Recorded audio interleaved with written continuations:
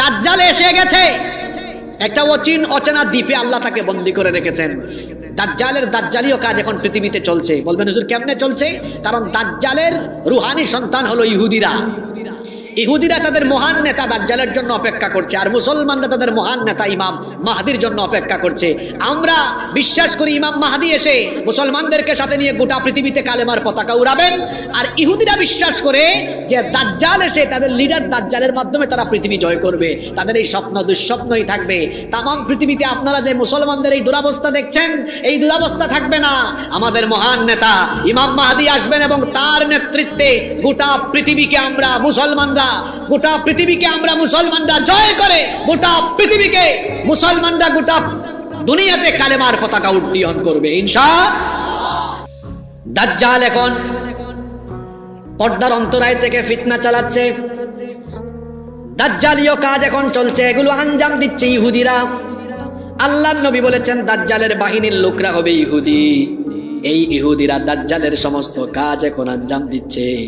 আপনাদেরকে ঈমান হারা করার জন্য যত রকমের উপাদান সমাজে এবং আপনার বাড়িতে ঘরে ঘরে পকেটে পকেটে ঢুকায় দেওয়া দরকার। আজকের ইহুদিরা দেখেন বিশ্ব বাজার দখল করে, চরিত্র বিধ্বংসী যতগুলো উপাদান আছে সবগুলো ইহুদিদের তৈরি করা। এগুলো তৈরি করে করে তারা আপনাদের পকেটে পকেটে বাড়িতে বাড়িতে ঘরে ঘরে ঢুকায়া দিয়েছে, ঠিক না বেঠিক? এই জন্যই বলেছি দাজ্জালীয় কাজ এখন পৃথিবীতে চলছে। তবে দাজ্জাল জনসম্মুখে প্রকাশ্যে আসবে, সেটা কখন? ইমাম মাহদি আলাইহিস সালাম পৃথিবীতে আত্মপ্রকাশের পরে দাজ্জাল আসবে। ইমাম মাহদি আসবেন আগে, দাজ্জাল আসবে। দাজ্জাল আসবে বলতে দাজ্জাল জনসম্মুখে আসবে পরে, দাজ্জাল এখনো আছে। জনসম্মুখে দাজ্জাল ইমাম মাহদির আগমনের পরে আসবে। দাজ্জাল এসে গোটা দুনিয়াতে যখন দাজ্জালীয় কর্মকাণ্ড চালাবে, মানুষের ঈমান লুট ঈমান হরণে লিপ্ত হয়ে যাবে। গোটা দুনিয়াতে দাজ্জাল ফিতনায় ভরে ফেলবে। দাজ্জালকে কিছু কিছু অলৌকিক ক্ষমতাও আল্লাহ দিবেন। এই ক্ষমতার অপব্যবহার করে দাজ্জাল গোটা দুনিয়ায় মুসলমানদের মধ্যে ফিতনা ছড়াবে। ফিতনার সয়লাভ যখন ঘটাবে, তখন এই দাজ্জালের অত্যাচার থেকে মুসলমানদেরকে বাঁচানোর জন্য মরিয়ম পুত্র ঈসা আলাইহিস সালামকে আসমান থেকে আবার যিনি পাঠায়া দিবেন তিনি কে? খ্রিস্টানরা ঈসা আলাইহিস সালামের ব্যাপারে তাদের আকীদা হলো, তারা মনে করে ঈসা আলাইহিস সালামকে তারা শুলে চড়িয়ে হত্যা করেছে। কিন্তু তারা জানে না তারা যাকে শুলে চড়িয়ে হত্যা করেছে তিনি ঈসা ছিলেন না, তিনি ছিলেন মিস্টার মিসা। তারা যখন ঘরের চতুর্দিক ঘিরে রেখেছিল, তখন আল্লাহ তাআলা ঈসা আলাইহিস সালামকে আসমানে উঠায় হেফাজত করেছেন। তারা যখন ঘরের ভিতরে ঢুকলো, তাদেরই মধ্যকার একজন সৈন্যকে ঈসা নবীর সুরত দিয়ে দিলেন কে? বলেন তো আল্লাহর জন্য এটা সহজ না কঠিন? তাদেরই একজন সৈন্যের সুরত যখন ঈসা নবীর সুরতের মতো হয়ে গেল, তারা তাকে ধরলো। সে বলে, কিরে তোরা আমারে ধরছত কেন? কয় তুই ঈসা। কয় না আমি মিসা। কয় না তুই ঈসা। কয় না আমি মিসা। এনে ধইরা না শুলে চড়াইয়া হত্যা করে ফেলেছে। একে আসলে ঈসা না মিসা? জোরে বলেন ঈসা না মিসা? ঈসা আলাইহিস সালামকে আল্লাহ হেফাজত করেছেন। দাজ্জাল এসে যখন গোটা পৃথিবীতে মুসলমানদের ঈমান হরণে লিপ্ত হবে, গোটা পৃথিবীতে সে যখন ফিতনার সয়লাভ ঘটাবে, তখন মুসলমানদেরকে হেফাজত করার জন্য আল্লাহ তাআলা ঈসা আলাইহিস সালামকে আবারও পাঠাবেন। কোথায় পাঠাবেন? সিরিয়ার পূর্ব দিকের, সিরিয়ার দামেস্কের পূর্ব দিকের সাদা গম্বুজওয়ালা একটা মসজিদের মধ্যে নামাজের টাইমে দুইজন ফেরেশতার কাঁধের উপরে ভর করে তিনি অবতরণ করবেন। আল্লাহু আকবার। ইমাম মাহদি আলাইহিস সালাম তাকে দেখেই চিনে ফেলবেন। নামাজের ইকামত হয়ে যাবে। ইমাম মাহদি আলাইহিস সালাম তিনি বলবেন, আসেন আপনি এসে মেহরাবে নামাজের জায়গায় যান, ইমামতি করেন। তিনি ইমামতি করবেন না। ঈসা আলাইহিস সালাম বলবেন, না আপনি ইমামতি করেন। কেন ঈসা নবী ইমামতি করবেন না? তার একটা কারণ আছে। কারণটা হলো তিনি তো আমাদের নবীর আগের নবী। তিনি যদি ইমাম হয়ে যান তাহলে তো উম্মতে মুহাম্মদী দেখা যাবে আগের নবীকে ইক্তেদা করা আরম্ভ করে দিয়েছে, আগের শরীয়ত। কিন্তু না, তিনি মুক্তাদি হওয়ার মাধ্যমে তার দোয়াটা পূরণ হবে। আল্লাহর কাছে তিনি দোয়া করেছিলেন, আল্লাহ তুমি আমাকে আখেরি নবীর উম্মত বানায় দিও। আল্লাহ তার দোয়া কবুল করেছেন। এই জন্য তিনি দুনিয়াতে অবতরণ করার পরে তিনি মুক্তাদি হয়ে নামাজ আদায়ের মাধ্যমে আমাদের নবীর উম্মত হিসাবে পরিগণিত হয়ে যাবে। ইন্না মাক্কান্না লাহু ফিল আরদ, নিশ্চয়ই আমি জমিনের বুকে তাকে অধিষ্ঠিত করেছিলাম, আমি তাকে কর্তৃত্ব ক্ষমতা দিয়েছিলাম। শুধু তাই নয়, আল্লাহ এখানে আরো বলছেন, ওয়া আতাইনাহু মিন কুল্লি শাইইন সাবাবা, গোটা দুনিয়াকে বিজয় করার জন্য যত সাজ সরঞ্জাম আর উপকরণ দরকার সব কিছুই আমি তাকে দান করেছিলাম। এরপরের আয়াত থেকে আল্লাহ যুলকারনাইনের কাহিনী আরো ডিটেইলস তুলে ধরলেন। আল্লাহ তাআলা বললেন, ফাআতবা সাবাবা, অতঃপর তিনি এক পথ অবলম্বন করলেন। তিনি পশ্চিম দিকে সফর শুরু করলেন। পশ্চিমের দিকে সফর আরম্ভ করে করে করে করে পশ্চিমের একটার পর একটা দেশ জয় করতে করতে করতে করতে করতে করতে পশ্চিম দিকে একেবারে শেষ যে দেশটা আছে ওই দেশ পর্যন্ত জয় করে সামনে দেখতে পেলেন তিনি সাগর। আল্লাহর বান্দা কেমন ক্ষমতাশালী ব্যক্তি ছিলেন দেখেন। পশ্চিমে যেতে যেতে যেতে যেতে দুনিয়ার মাটির যে শেষ অংশ আসে ওই অংশ পর্যন্ত তিনি বিজয় লাভ করেছিলেন। আল্লাহু আকবার। আল্লাহ তাআলা বলছেন, হাত্তা ইযা বালাগা মাগরিবাশ শামসি ওয়াজাদাহা তাগরুবু ফি আইনিন হামিআতিন ওয়া ওয়াজাদা ইনদাহা কওমা। আল্লাহ তাআলা বলছেন, তিনি পশ্চিম দিকে যেতে যেতে একেবারে সূর্যাস্ত পর্যন্ত পৌঁছালেন। এমন জায়গায় গেলেন যেখানে গিয়ে তিনি দেখলেন সাগরের মধ্যে কর্দমাক্ত জলাশয়ে সূর্য অস্তমিত হচ্ছে। সেখানে গিয়ে তিনি এমন এক জাতির সন্ধান পেলেন। ওই জনপদে, এই এলাকায় গিয়ে এমন একটি জাতিকে তিনি পেলেন। আল্লাহ তাআলা যুলকারনাইনকে তখন এই জাতির জন্য দুইটা অপশন দিলেন। তিনি যেই দেশটা জয় করলেন এই দেশে কিছু জনগণ আছে না নাই? আসতে বলবেন না, জোরে বলেন, ওই দেশে জনগণ আছে না নাই? ওই দেশের জনগণের জন্য বাদশা যুলকারনাইনের কাছে আল্লাহ দুইটা অপশন দিয়ে দিলেন। সেই অপশনগুলো কি শুনেন। আল্লাহ বলছেন, কুলনা ইয়া যাল করনাইনি ইম্মা আন তুআযিবা ওয়া ইম্মা আন তাত্তাখিযা ফীহিম হুসনা। আল্লাহ তাআলা বললেন, হে যুলকারনাইন, তুমি যদি চাও তাহলে এই জনপদের লোকদেরকে শাস্তি দিতে পারো, আবার তুমি যদি চাও তাহলে এই জনপদের লোকদের সাথে ভালো আচরণও করতে পারো। খুব মনোযোগ দিয়ে কথাগুলো শুনবেন, কারণ একটু পরেই কথাগুলো খুব কাজে লাগবে। আল্লাহ একটা অপশন দিলেন, তুমি যদি চাও এই জনপদের লোকদের সাথে ভালো আচরণ করতে পারবে, আবার তুমি যদি চাও এদেরকে তুমি আযাব বা শাস্তি দিতে পারবে। যুলকারনাইন তিনি ছিলেন ন্যায়পরায়ণ বাদশা, তিনি কখনো জুলুম করতেন না। এই জন্য আল্লাহ তাকে এই অপশন দেওয়ার পরে তিনি বলেছিলেন, ক্বালা আম্মা মান যালামা ফাসাউফা নুআযিবুহু সুম্মা ইউরাদ্দু ইলা রাব্বিহি ফায়ুআযিবুহু আযাবান নুকরা। তিনি তখন বললেন, যে ব্যক্তি জুলুমের পথ অবলম্বন করবে, যে ব্যক্তি জুলুম করবে, অবশ্যই আমি তাকে শাস্তি দিব। তারপর তাকে তার রবের কাছে নিয়ে যাওয়া হবে, সেখানে তাকে আরো বেশি শাস্তি দেওয়া হবে। এরপরে তিনি আরো বললেন, ওয়া আম্মা মান আমানা ওয়া আমিলা সালিহান ফালাহু জাযাআনিল হুসনা ওয়া সানাকুলু লাহু মিন আমরিনা ইউসরা। তিনি বললেন, আর যে ব্যক্তি ঈমান এনে সৎ কাজ করবে, আমলে সালেহ করবে, তার জন্য উত্তম পুরস্কার রয়েছে। আমি তার সাথে কোনো বাজে আচরণ করব না, বরং আচরণের ক্ষেত্রে আমি তার সাথে নম্রতা দেখাবো, ভদ্রতা দেখাবো, বিনয় দেখাবো, সৎ ব্যবহার করব, তাদেরকে আমি কোনো কষ্ট দিব না। আল্লাহর বান্দা যুলকারনাইন কেমন ন্যায় পরায়ণ বাদশা ছিলেন দেখেন। পশ্চিম দিকে যেতে যেতে শেষের দেশ পর্যন্ত জয় করলেন, কিন্তু কোথাও তিনি একটা মানুষের উপরে কোনোদিনও জুলুম করলেন না। আল্লাহু আকবার।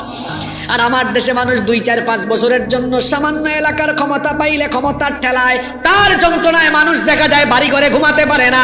শাসনের নামে শোষণ আমাদের সমাজে আছে না নাই? কিন্তু বাদশা জুলকারনাইন এত বড় বাদশা ছিলেন যিনি কিনা পশ্চিম দিকে যেতে যেতে সবগুলো দেশকে জয় করে ফেললেন। এবার তিনি আরেকটা যাত্রা আরম্ভ করলেন। খেয়াল করে শুনেন, আল্লাহ তাআলা বলছেন পশ্চিম দিকের যাত্রা শেষ করে তিনি কি করলেন? সুম্মা আতবা'a সাবাবা, অতঃপর তিনি আরেকটা পথ ধরলেন, পূর্ব দিকে যেতে লাগলেন। যেতে যেতে কোথায় গেলেন শোনেন, হাত্তা ইযা বালাগা মাতলি'আশ শামসি ওয়াজাদাহা তাতলু আলা কওমিন লাম নাজআল লাহুম মিন দুনিহা সিতরা। পূর্ব দিকের দেশগুলোতে যেতে যেতে যেতে যেতে যেতে যেতে পূর্ব দিকে যতগুলো দেশ আছে সবগুলো দেশ তিনি জয় করে করে প্রাচ্যের একেবারে শেষ প্রান্ত পর্যন্ত পৌঁছে গেলেন। আল্লাহু আকবার। প্রাচ্যের একেবারে শেষ প্রান্তে গিয়ে যে দেশটা পেলেন সেটা ছিল এমন একটা দেশ, সূর্যের আলো এসে এই জাতির লোকদেরকে সরাসরি হিট করছে। সেখানে কোনো পর্দা ছিল না, অন্তরায় ছিল না। আল্লাহ তাআলা প্রথমে পাশ্চাত্য, এরপরে প্রাচ্যের সব বিজয় গাথার কথা উল্লেখ করে বললেন, কাযালিকা। আল্লাহ তাআলা এই কাহিনীগুলো উল্লেখ করে বললেন, কাযালিকা ওয়া ক্বাদ আহাতনা বিমা লাদাইহি খুবারা। এটাই হচ্ছে জুলকারনাইনের প্রকৃত ঘটনা। আর সকল বিষয় সম্পর্কে যিনি অবহিত তিনি কে? কষ্ট হচ্ছে নাকি আপনাদের? আজকের আলোচনার মূল টার্নিং পয়েন্ট এখন থেকে শুরু হবে, এখন শুরু হচ্ছে। খেয়াল করেন, এবার পশ্চিম দিকের সব পাশ্চাত্যের সবগুলো দেশ তিনি জয় করলেন, প্রাচ্যের দিকের যতগুলো দেশ আছে সেগুলো জয় করলেন। এরপরে তিনি যেতে যেতে যেতে যেতে এমন এক জায়গা পর্যন্ত পৌঁছালেন, আল্লাহ বলছেন হাত্তা ইযা বালাগা বাইনাস সাদ্দাইনি ওয়াজাদা মিন দুনিহিমা কওমা। অতঃপর তিনি দুই পাহাড়, খেয়াল করেন দুইটা পাহাড়, এখানে একটা এদিকে আরেকটা, দুই পাহাড়ের মধ্যবর্তী এমন এক জায়গায় এমন এক এলাকায় গিয়ে পৌঁছালেন যে এলাকায় এমন এক সম্প্রদায় ছিল, এমন এক জাতি ছিল, লা ইয়াকাদুনা ইয়াফকাহুনা কাওলা, যাদের ভাষা বোঝা যাচ্ছিল না। এই এলাকায় পৌঁছানোর পরে ওই এলাকার লোকেরা বাদশা জুলকারনাইনকে পেয়ে তারা বড় খুশি হয়ে গেল। খুশি হয়ে বাদশা জুলকারনাইনের কাছে তারা একটা অভিযোগ জানালো, অভিযোগের পাশাপাশি একটা আবেদনও জানালো। খেয়াল করে শোনেন, এই দুই পাহাড়ের মধ্যবর্তী জায়গায় বসবাস করা একটা জাতি বাদশা জুলকারনাইনকে পেয়ে তারা বাদশা জুলকারনাইনের কাছে একটা আবেদনও করলো। আবেদনের পাশাপাশি একটা অভিযোগও। প্রথমে তারা অভিযোগ করলো, সেই অভিযোগটা কি শুনেন, তারা বলল, ক্বালু ইয়া যাল করনাইনি ইন্না ইয়াজুজ ওয়া মাজুজ মুফসিদুনা ফিল আরদ।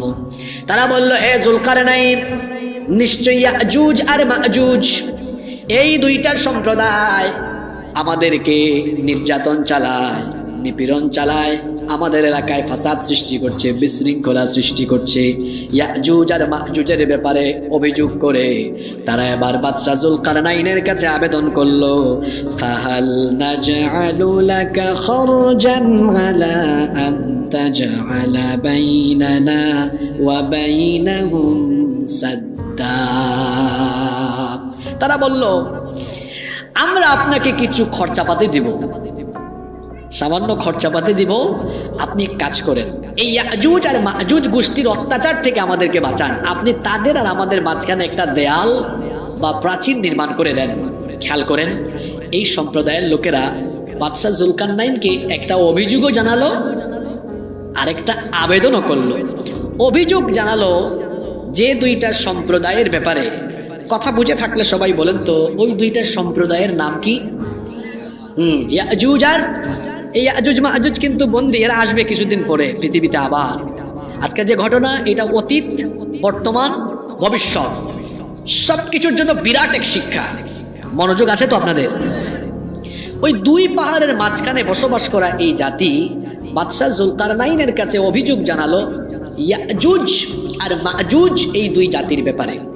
এখন প্রশ্ন হতে পারে ইয়াজুজ আর মাজুজ কারা? ইয়াজুজ আর মাজুজ এরা আদম আলাইহিস সালামের সন্তানদের দুটি বিশাল খারাপ জাতিগোত্র। সহিহ বুখারীর বিখ্যাত ব্যাখ্যা গ্রন্থ ফাতহুল বারি এর রচয়িতা আল্লামা হাফেজ ইবনে হাজার আসকালানি রাহিমাহুল্লাহ তিনি বলছেন, নূহ আলাইহিস সালামের ছেলে ইয়াফেস, এই ইয়াফেসের বংশধর হলো ইয়াজুজ আর মাজুজ। এই ইয়াজুজ আর মাজুজের নাম যে আপনারা এতক্ষণ ধরে শুনতেছেন, এরা কিন্তু দেখতে আমাদের মতো এরকম স্বাভাবিক আকার আকৃতির না। আমাদের আকার আকৃতি দেখলে মানুষ কি ভয় পায়? না, এটা তো স্বাভাবিক। কিন্তু ইয়াজুজ আর মাজুজ এরা দেখতে বড় অস্বাভাবিক, ভয়ঙ্কর, এবং এদের আচার আচরণ হিংস্র আর বর্বরদের মতো। এদের চেহারা কেমন? হাদিস শরীফে এসেছে, নবীজি বলেছেন সিগারুল উয়ুন, সিগারুল উয়ুন, চক্ষুগুলো ছোট ছোট, মাথার চুল এলোমেলো, আউলা জাউলা, উস্কো খুস্কো, ললাট অর্থাৎ এই কপাল ভয়ঙ্কর, দেহ বিশাল আকৃতির। আল্লাহর নবীর সাহাবী হুযায়ফা রাদিয়াল্লাহু আনহু তিনি একবার আল্লাহর নবীর কাছে ইয়াজুজ আর মাজুজ এই দুই গোষ্ঠীর ব্যাপারে জানতে চাইলেন। তিনি বললেন, ইয়া রাসূলুল্লাহ, আমরা সবাই বলি সাল্লাল্লাহু আলাইহি ওয়াসাল্লাম, ইয়াজুজ আর মাজুজ সম্পর্কে আমাদেরকে বলেন। আল্লাহর নবী তখন বললেন, ইয়াজুজ হলো একটা জাতি, মাজুজ হলো আরেকটা জাতি।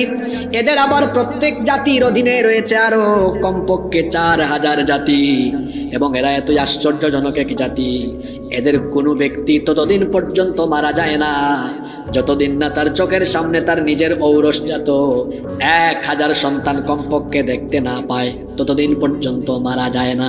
আল্লাহু আকবার।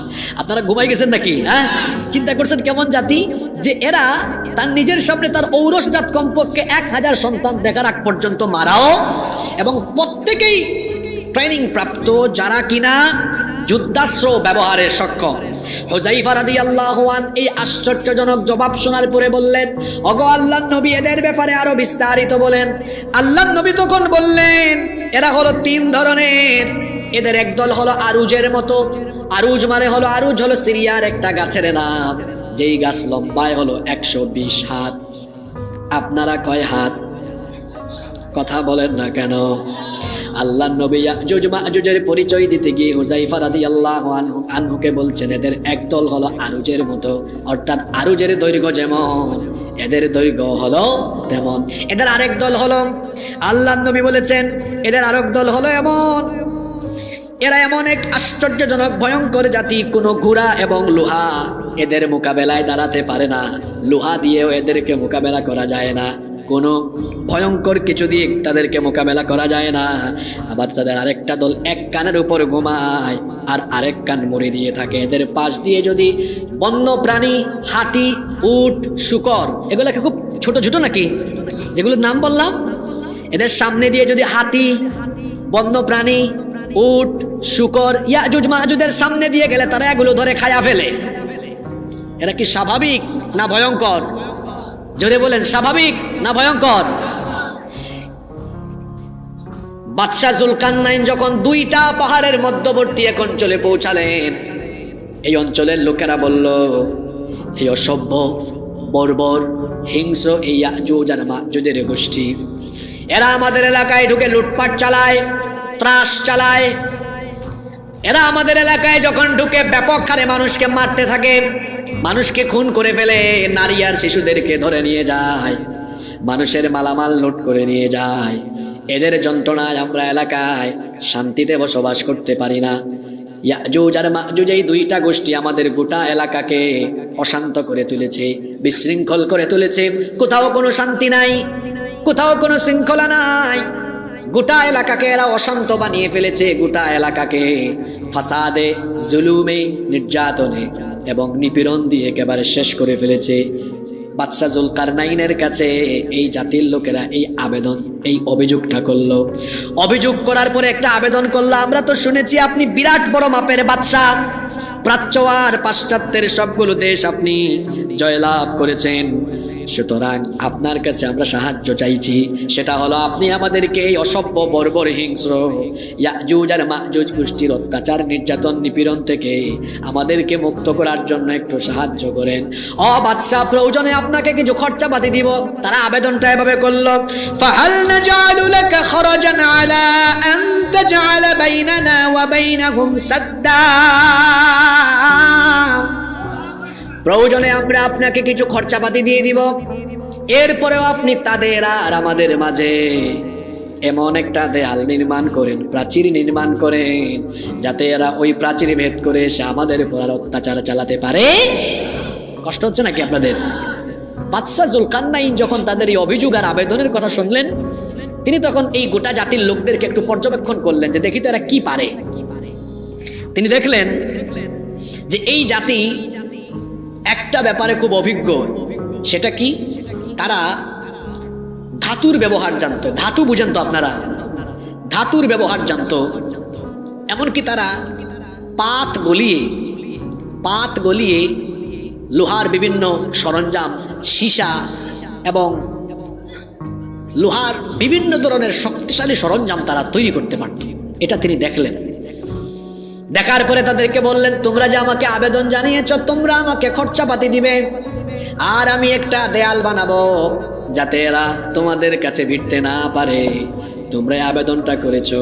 তিনি আবেদনের জবাবে বললেন, ক্বালা মা মাক্কান্নী ফীহি রাব্বী খায়রুন ফাআইনুনি বিকুওয়াতিন আজআল বাইনাকুম ওয়া বাইনাহুম রাদমা।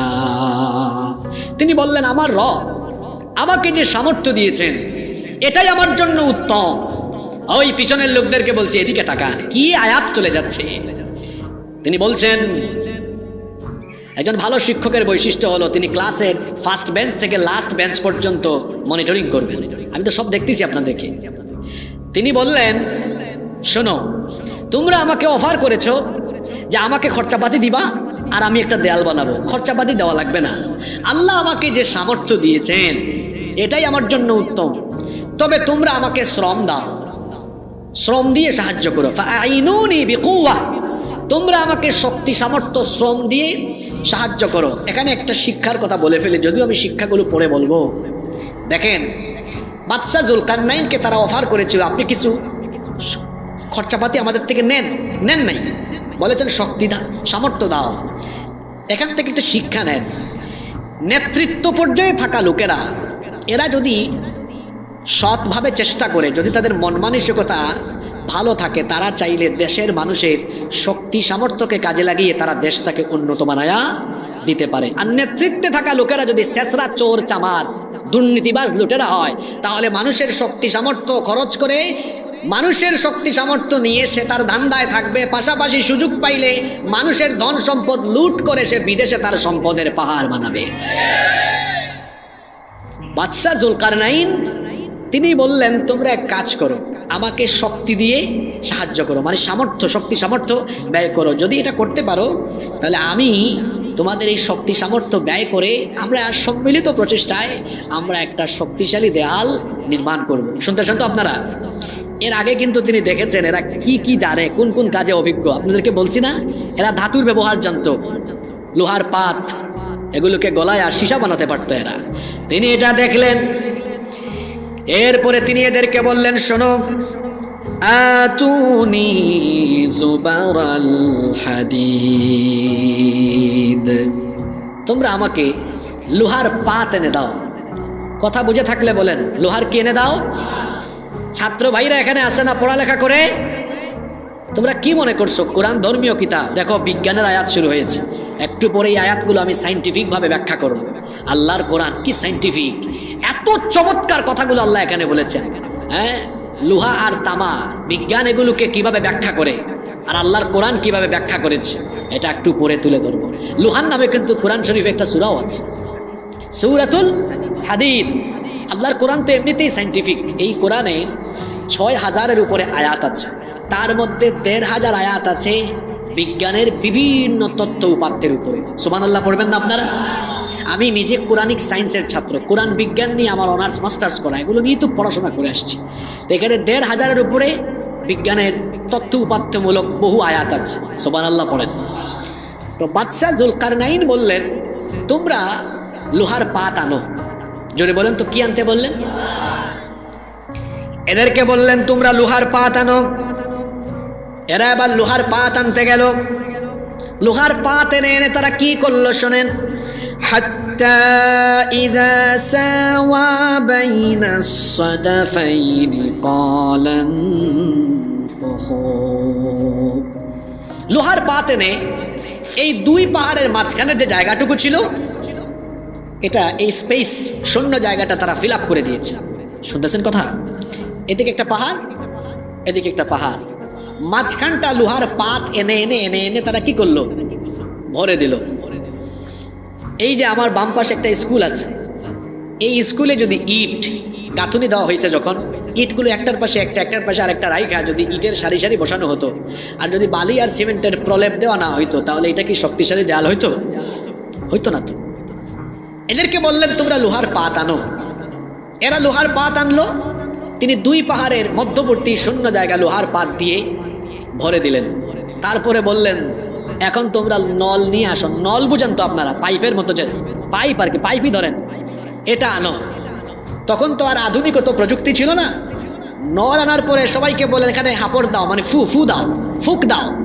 যখন ফুক দেওয়া হলো, এই তামা তখন গলে হয়ে, এই তামা উত্তপ্ত হয়ে গলে, তখন এই বহু লোহার পাতগুলো গলে গিয়ে তারপরে একটা লোহার শক্তিশালী প্রাচীর বা ওয়াল তৈরি করা হলো। এখানেই কাজ শেষ না। তিনি বললেন হাত্তা ইযা জাআলাহু নারান ক্বালা আতুনি উফরিগ আলাইহি কিতারা। যখন এই লোহার পাত গলিয়ে শক্তিশালী একটা লোহার প্রাচীর বা ওয়াল হলো, তিনি এবার বললেন আতুনি উফরিগ আলাইহি কিতারা। এবার তোমরা কপার, কপার মানে কি? তামা, তামা নিয়ে আসো। খেয়াল করতেছেন আপনারা? প্রথমে লোহার পাত একত্রিত করে এটাকে উত্তপ্ত করে গলিয়ে এক করা হলো। এবার বললেন তামা নিয়ে আসো, কপার। এবার তিনি কি করলেন? ওই পুরো দেয়ালের উপরে তামা ঢেলে দিলেন। কি ঢেলে দিলেন? কেন তামা ঢাললেন এটার সাইন্টিফিক ব্যাখ্যা একটু পরে বুঝবেন, আগে শোনেন। এবার তিনি তামা ঢাললেন। ঢেলে দেওয়ার পরে বিশাল এক শক্তিশালী প্রাচীর বা ওয়াল হয়ে গেল। এবার তিনি ওই মুসলিম সম্প্রদায়কে উদ্দেশ্য করে বললেন ফামাসতাউ আন ইয়াযহারুহু ওয়া মাসতাতাউ লাহু নাকাবা।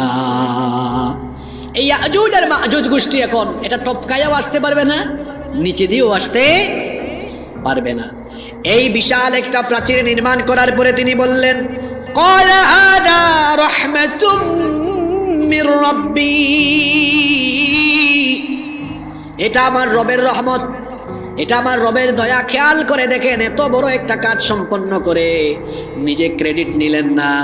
তিনি বললেন না এটা আমি করেছি, আমরা করেছি। আমরা তো 500 মিটার 1 কিলোমিটার রাস্তা আধা ইঞ্চি 1 ইঞ্চি লেফটি মেরে উদ্বোধন করে বলি আমি করেছি, আমরা করেছি। আর তিনি এত শক্তিশালী দেয়াল নির্মাণ করে বললেন এটা আমাকে দিয়ে যিনি করাইছেন তিনি কে? আমি করেছি, আমরা করেছি, আর আল্লাহ করিয়েছেন। পার্থক্য আছে না নাই? ভাষাগত পার্থক্য আছে না নাই? আপনাদের এলাকার রাস্তা আমি করে দিয়েছি, আপনাদের এই স্কুলটা আমি করে দিয়েছি, এটাও একটা ভাষা। আমাকে দিয়ে আল্লাহ আপনাদের এলাকার স্কুল করাইছেন, আমাকে দিয়ে আল্লাহ আপনাদের এলাকার রাস্তা করাইছেন। দুইটা বাক্যের ভিতরে ভাষাগত পার্থক্য আছে না নাই? একটার মধ্যে আছে নিজের ক্রেডিট, আর আরেকটা বাক্যের ভেতরে আছে আল্লাহর শুকরগুজারি যে আমার কোনো ক্ষমতাই নাই, করাইছেন কে? জোরে বলেন করাইছেন কে? দেখেন বাদশাহ জুলকারনাইন যত বড় মাপের শাসক ছিলেন ঠিক তত বড় মাপের বিনয়ী ছিলেন। মান তাওয়াদা লিল্লাহ রাফাআহুল্লাহ, যে বিনয়ী হয় তার মর্যাদা বাড়ায় দেন কে? মানুষ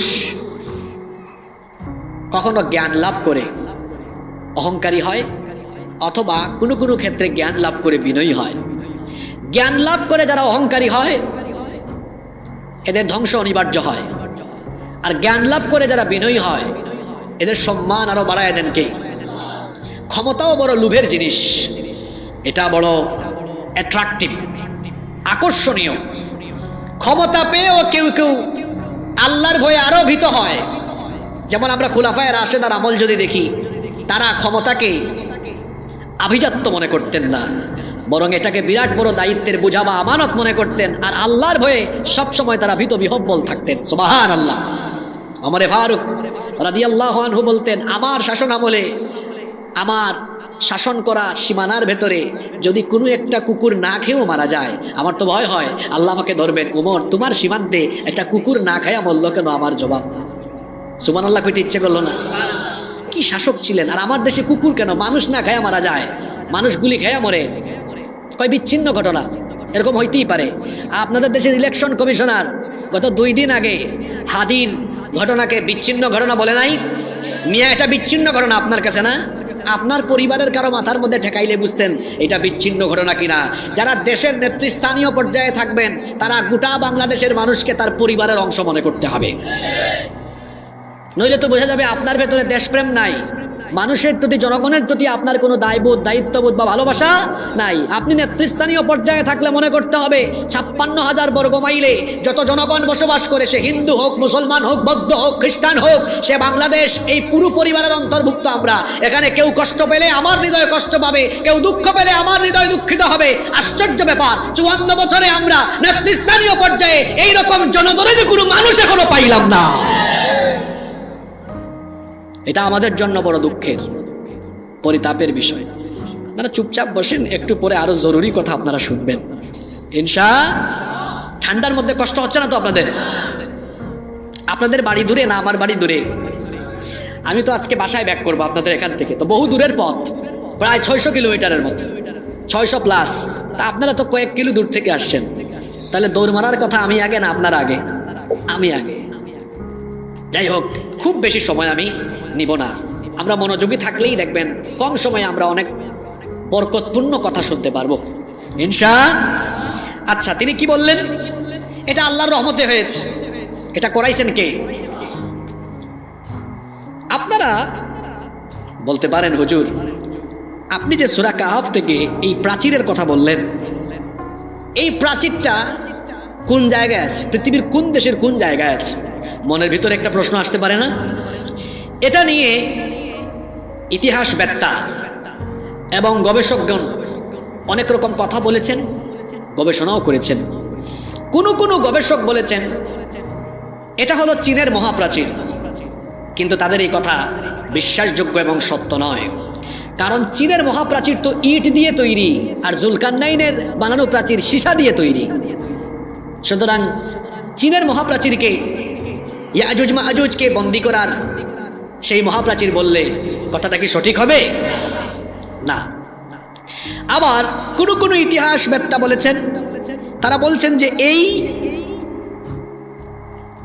দেয়ালটি, এই প্রাচীরটি কাস্পিয়ান সাগরের উপকূলে আছে, এবং তারা বলছেন আলেকজান্ডার দ্য গ্রেট তিনি এই প্রাচীর নির্মাণ করেছিলেন। দারিয়াল এবং দারবেন্ট নামে 2টি শহরে এর বিশাল ব্যাপ্তি রয়েছে। ওখানে একটা তোরণও আছে, এটার নাম হলো আলেকজান্ডার গেট। যদিও ওই গেটটা সীসা দিয়ে তৈরি, কিন্তু আমি তাদের এই বক্তব্যের সাথে 100% দ্বিমত। কেন দ্বিমত? এর বৈজ্ঞানিক কারণ আছে। কি কারণ আছে? বৈজ্ঞানিক, সায়েন্টিফিক কারণ আছে। কেন সায়েন্টিফিক কারণ আছে? এবার আপনারা খেয়াল করে শুনেন। দেখেন, আল্লাহ তাআলা চাইলে এখানে জুলকারনাইনের কাহিনী এভাবে বলতে পারতেন যে জুলকারনাইন ইয়াজুজ মাজুজ আর ওই মজলুম গোষ্ঠীর মাঝখানে একটা দেয়াল নির্মাণ করেছিলেন, এটা বললেই হয়ে যেত। কিন্তু আল্লাহ এভাবে বলেন নাই। আল্লাহ তাআলা এই প্রাচীরটা কোন কোন উপকরণ দিয়ে কিভাবে কিভাবে বানানো হয়েছে সেটা ডিটেইলস বলেছেন। এর একটা কারণ আছে, কারণ এই ঘটনাটা আগামীর দুনিয়ার সাথে সম্পর্কিত। এই জন্য রাশিয়ান একদল মুসলিম গবেষক দাবি করেছেন তারা বরফে আচ্ছাদিত একটা অঞ্চলে গিয়ে তারা অত্যাধুনিক যন্ত্রপাতির মাধ্যমে জানতে পেরেছেন যে বরফে আচ্ছাদিত কয়েক কিলোমিটার গভীরে এই প্রাচীর আছে। তাদের কথা অবিশ্বাসযোগ্য নয়। কেন বিশ্বাসযোগ্য নয় সেটা আমি বলছি, দেখি আপনারা কত মনোযোগী হয়ে শুনলেন। এবার আসেন সায়েন্টিফিকভাবে আমরা এটা একটু এক্সপ্লেনেশন করি।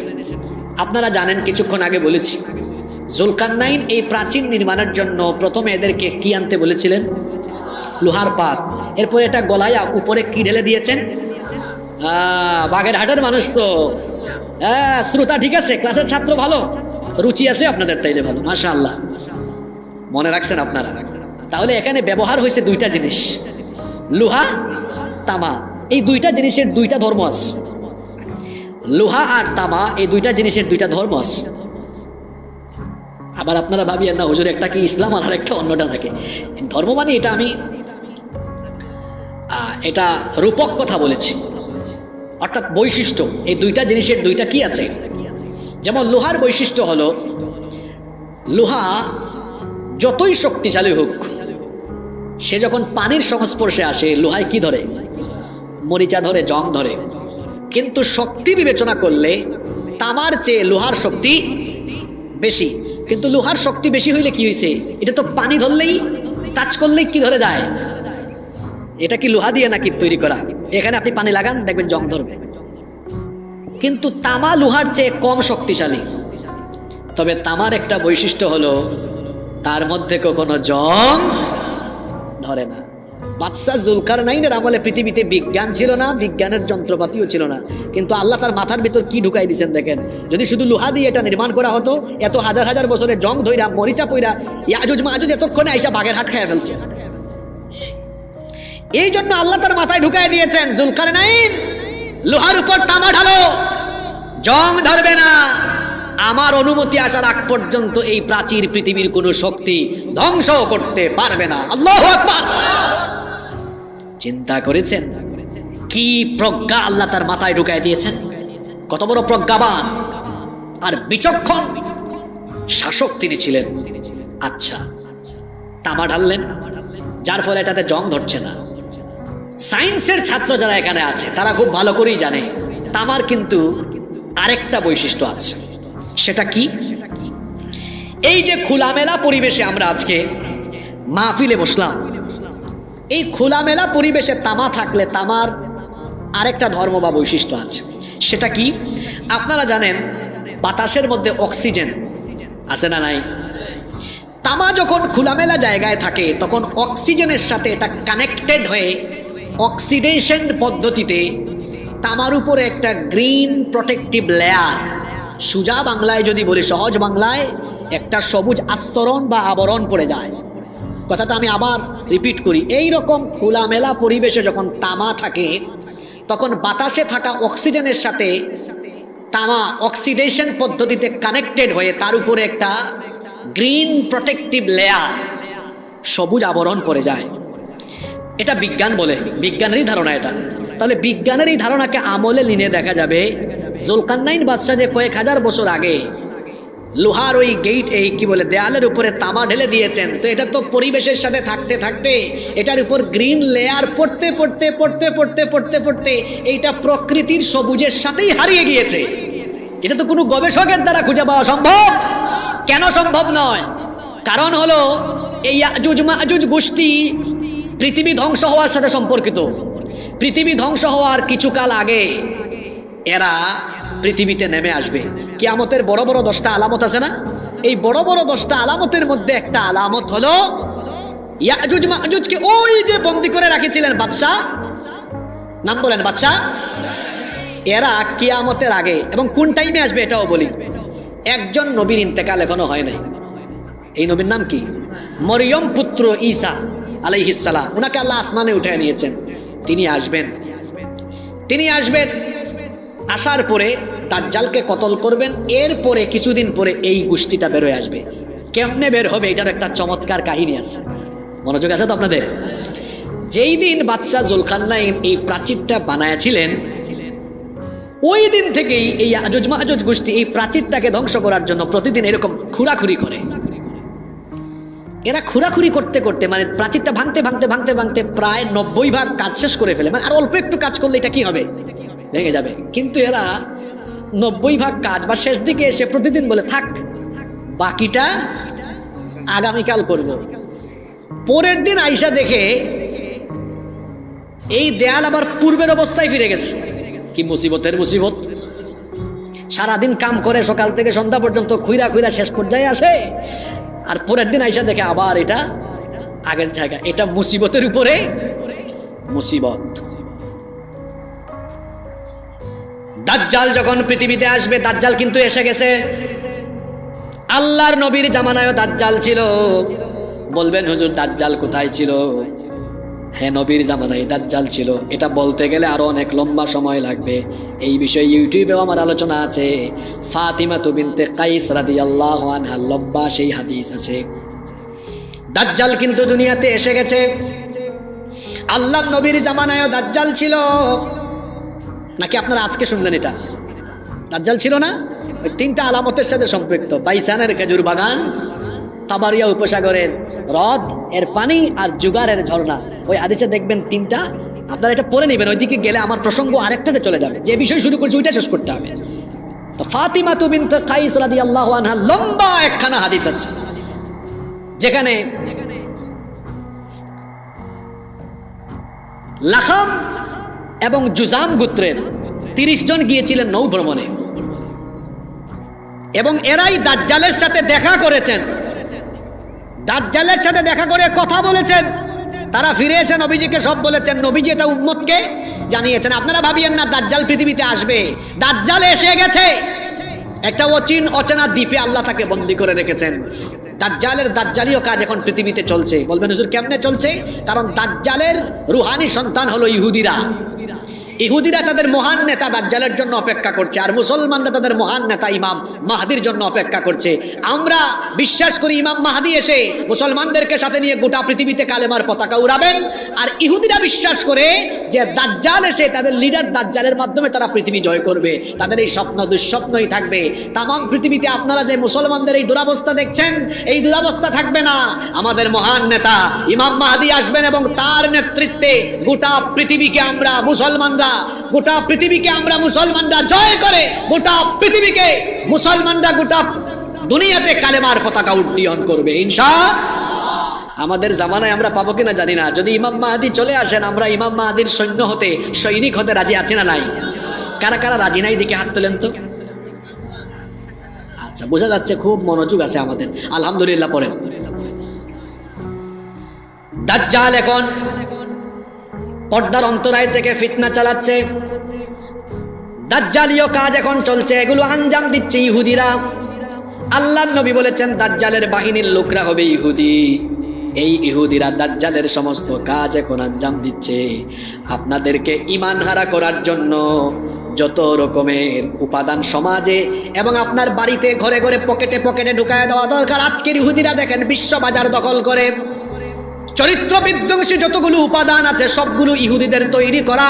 এগুলো তৈরি করে করে তারা আপনাদের পকেটে পকেটে বাড়িতে বাড়িতে ঘরে ঘরে ঢুকায়া দিয়েছে, ঠিক না বেঠি? এই জন্যই বলেছি দাজ্জালীয় কাজ এখন পৃথিবীতে চলছে। তবে দাজ্জাল জনসম্মুখে প্রকাশ্যে আসবে। সেটা কখন? ইমাম মাহদি আলাইহিস সালাম পৃথিবীতে আত্মপ্রকাশের পরে দাজ্জাল আসবে। ইমাম মাহদি আসবেন আগে, দাজ্জাল আসবে। দাজ্জাল আসবে বলতে দাজ্জাল জনসম্মুখে আসবে পরে, দাজ্জাল এখনো আছে। জনসম্মুখে দাজ্জাল ইমাম মাহদির আগমনের পরে আসবে। দাজ্জাল এসে গোটা দুনিয়াতে যখন দাজ্জালীয় কর্মকাণ্ড চালাবে, মানুষের ঈমান লুট, ঈমান হরণে লিপ্ত হয়ে যাবে। গোটা দুনিয়াতে দাজ্জাল ফিতনায় ভরে ফেলবে। দাজ্জালকে কিছু কিছু অলৌকিক ক্ষমতাও আল্লাহ দিবেন। এই ক্ষমতার অপব্যবহার করে দাজ্জাল গোটা দুনিয়ায় মুসলমানদের মধ্যে ফিতনা ছড়াবে। ফিতনার সয়লাব যখন ঘটাবে, তখন এই দাজ্জালের অত্যাচার থেকে মুসলমানদেরকে বাঁচানোর জন্য মরিয়ম পুত্র ঈসা আলাইহিস সালামকে আসমান থেকে আবার যিনি পাঠাইয়া দিবেন তিনি কে? খ্রিস্টানরা ঈসা আলাইহিস সালামের ব্যাপারে তাদের আকীদা হলো, তারা মনে করে ঈসা আলাইহিস